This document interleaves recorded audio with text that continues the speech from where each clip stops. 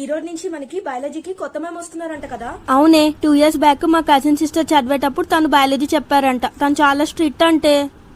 అవునా, ఏమైనా సరే మాన్యా మ్యామ్ అంత బాగా ఎవరు చెప్పలేరే. అవునే, తనలో అయితే ఎవరు చెప్పలేరు. నేను మార్నింగ్ స్కూల్ కి వస్తున్నప్పుడు కొత్త మ్యామ్ ఎదురుపడ్డారే. చూస్తే సీరియస్ గా ఉన్నారు. జోవియల్ కాదేమో తను. ఏం చేస్తాం. Good afternoon students, I'm your new biology teacher. Hope you all know that. I know నేను మిడ్ టర్మ్ లో జాయిన్ అయ్యాను. సో మీ అందరికి చాలా డౌట్స్ ఉన్నట్టున్నాయి, నాకు కూడా ఉన్నాయి.